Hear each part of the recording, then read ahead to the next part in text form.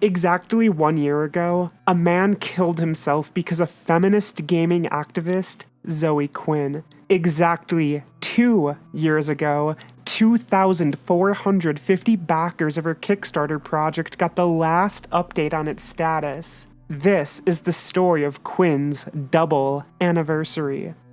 Though before we get into all of that, a little bit of context is first needed.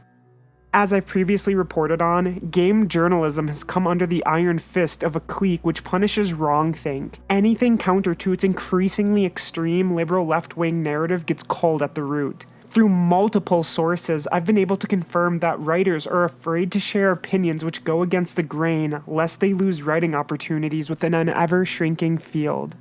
This fear extends to the coverage of certain newsworthy topics. If you've ever noticed, hot-button issues usually only get told from one perspective, where all the major gaming websites are concerned. This homogenization has led to an environment where certain subjects are completely off-limits. One such subject deemed off-limits is anything involving Zoe Quinn which doesn't paint her in a positive light. As a source has revealed to me, they almost lost their job after publicly disagreeing with Quinn about something on social media. They were discussing a political hot topic, and she didn't take too kindly to their perspective, so she spoke up to management at the website where my source worked. This resulted in a stern talking to and an unspoken threat that their job was in peril if they continued to engage with her. While speaking to another source who previously worked with Quinn on a project she was heading, I was told people often feel burned by her. They believe those within her vicinity continually get screwed while she only grows, chewing and spitting others out as she goes. A reason these people aren't publicly speaking out is because of a belief it'll end badly for them. And as evidenced by the Crash Override Network, they may not be incorrect. This was a service launched by Zoe Quinn and fellow activist Anita Sarkeesian, which would only last a couple of years. It was marketed as a support group for victims of online harassment, but former staff eventually came out and levied various allegations its way. Among these were complaints about lack of pay and an environment which made transgender staff feel taken advantage of. Though perhaps the worst allegation was that the entire network was designed only to help those who were famous enough to elevate Zoe's name and status. As would be revealed in blogs and social media posts, average people who went to Crash Override Network for help were essentially denied service and just sent generic copy-pasted emails.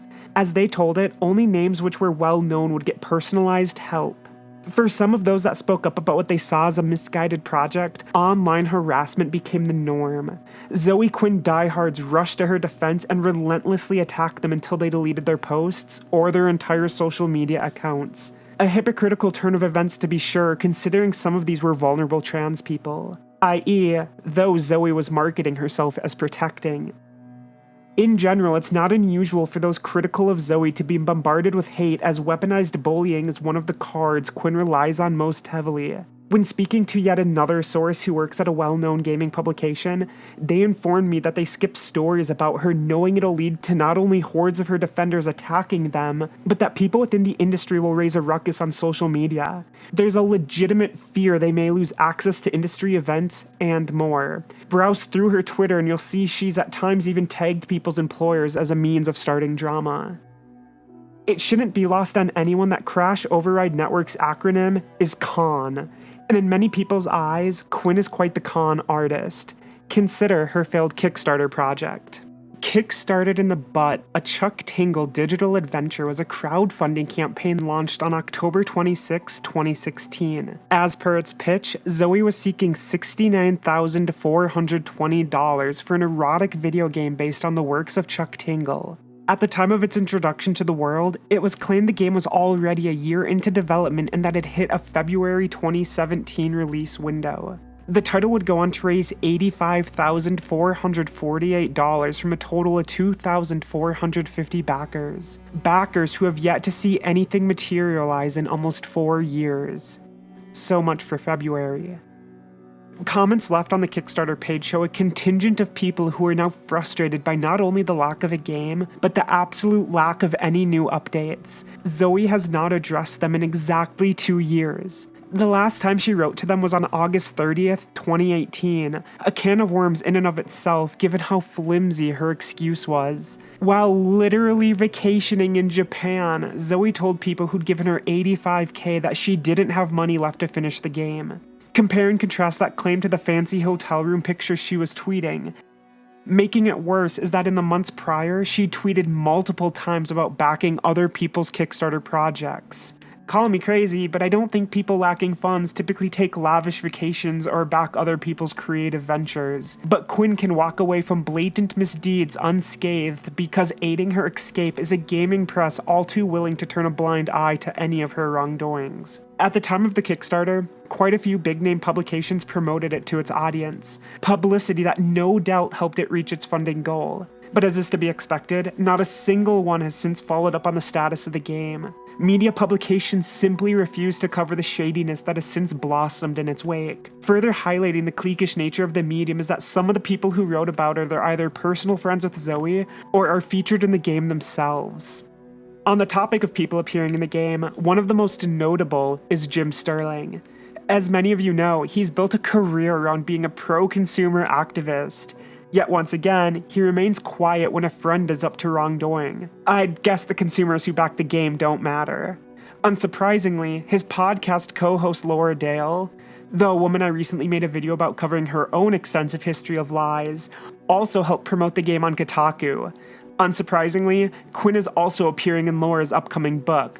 But don't worry, Jim and friends, I'll be returning to you with a video later this fall. Back to the topic at hand, and excluding those who are personal friends with Zoe and hence prone to protecting her, based on discussions I've had with others as well as my own interpretation of events, I think the reason Zoe is never held to account is due to a few things. One of them is that in today's hyper-politicized world where the gap between sides is widening by the day, no one wants to give a win to the other.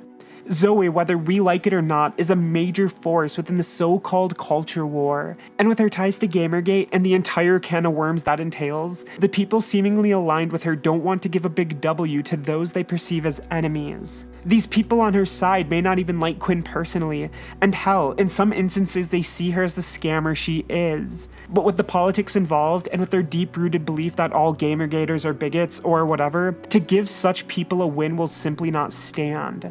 Put simply, in their perspective, they think by giving Quinn up they'll be giving ammo to political rivals. And again, with the ever-widening divide, they can't bring themselves to do it, so they keep her around as a skeleton in their closets. The other major reason she isn't held up to scrutiny, as already mentioned, are her media ties. Ages ago I coined the term jacktivist, or journalist activists, and that's what a lot of current writers are, and whether they like Zoe or not, she feeds a narrative that they can use to push through the changes they seek. In that sense, Zoe has been enabled by a gaming media that allows her to act with impunity. Something all the more clear on this week of all weeks, for this marks exactly 1 year since Alex Halakwa took his own life because of her. On August 26, 2019, Quinn lobbed near-decade-old abuse allegations up online. Almost immediately, the gaming press latched on, and before the guy could defend himself or share his side of the story, he was already a dead man walking. For in the era of Believe Women, he was presumed guilty.